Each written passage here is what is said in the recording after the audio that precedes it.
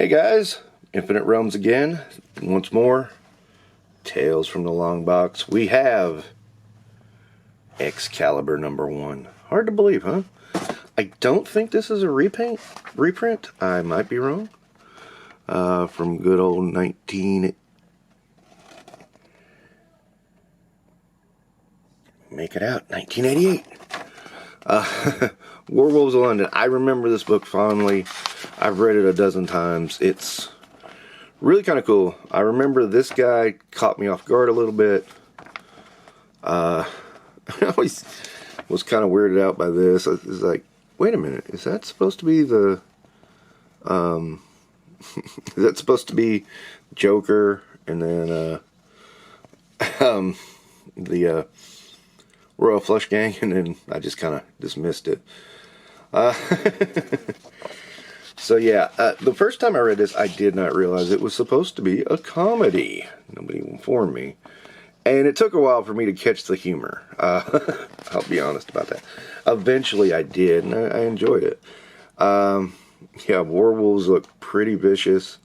I like them. You know, that's pretty horrifying. Take skin off, and then very Doctor Who-ish kind of villain to take the skin off and that. There's Kitty when she can phase, and I always liked this picture. I just thought it was really cool how Kitty's phasing through the wall. And, you know, again, this just, well, look at that. There you go. That's how you do comic panels, man. And I mean, no background, which is fine. In some instances, you can get away with that. You can't do it every time. But, you know, you don't have to be John Byrne either. This does go a little too far with it sometimes, but... And there is Phoenix. We need her in Marvel Legends, damn it. We need that Excalibur team. We got Megan, for Christ's sake. I mean, we got Megan. We need... How are you not doing Rachel Summers? Ridiculous. I always did kind of wonder, though, why is Rachel in this time frame wearing her... oh, God, what is it? War... Bloodhound, was it Bloodhound from Days of Future Past? Jesus.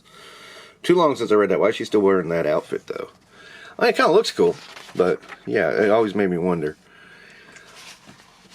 And, again, you know, just enough of, you know, seeing, you know, just enough backgrounds for me.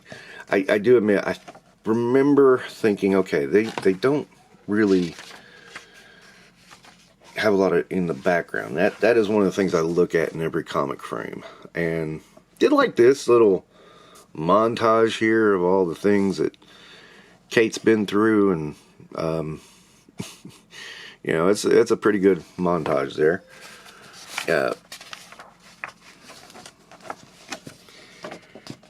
And this gets a little boring in the middle, not terribly. I forgot Megan used to wear orange, which is weird. Running around with Nightcrawler. And, of course, there's Rachel in her red miniskirt. So, you know, she doesn't wear the Bloodhound outfit all the time.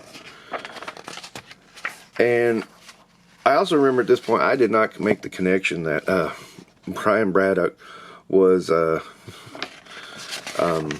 Psylocke's brother. You know, kind of funny. Oops, new Nightcrawler, no! And of course, you know, you can't go to Britain without being a punk. See, there's a better backgrounds. You know, see, there is backgrounds in this. They just don't show them to you. And really, this is everybody getting together, becoming Excalibur. And, ooh, there you go. I mean, man, I was thinking about, while I was reading this, that, isn't that the exact same way that, what are those aliens that invaded, in Doctor Who, first season? Oh, no, what? No, it wasn't. They had a zipper in their necks. That's what it was. Okay, yeah. But, yeah, the werewolves came out. Kind of wondered, though, did Doctor Who steal that from Excalibur? I mean, stranger things have happened, but you never know. Or was it the other way around? Because I don't remember those guys being in The older Doctor Who series. They might have been. God, I forgot their names, and I'm going to sound stupid looking at this. And there we go. Yay. We have the formation of the team. Ta-da. Yeah. Okay, so, not the best comic in the world, though. I mean, it's good. It is one of Chris Claremont's weakest comics, I think, ever. Alan Davis does a serviceable job as the penciler. You know, again, you see this. This is pretty good. This whole thing right here is pretty good.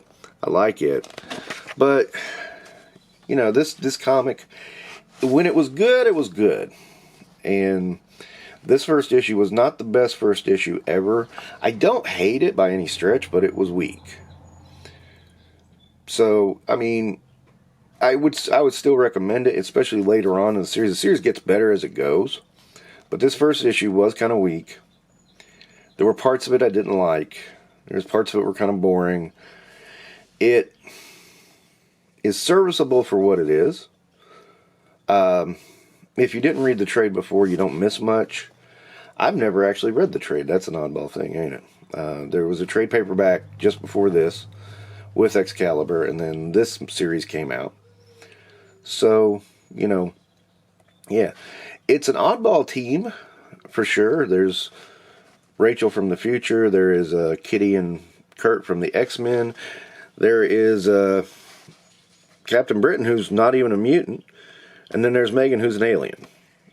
I mean, it's different in a lot of respects. And, of course, you have the werewolves laughing underneath, which I thought was a funny little gag. Something I didn't notice for the longest time. But it works. I like it. Not the best comic in the world, but I would not say stay away from it either. You know, again, keep in mind it's a comedy book.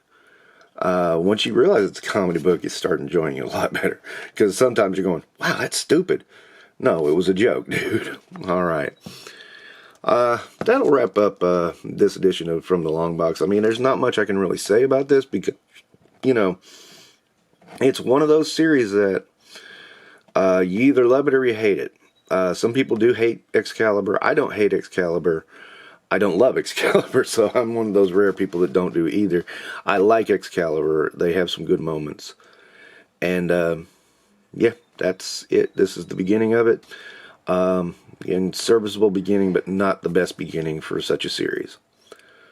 That'll wrap up Tales from the Longbox and Infinite Realms. Don't forget to like and subscribe.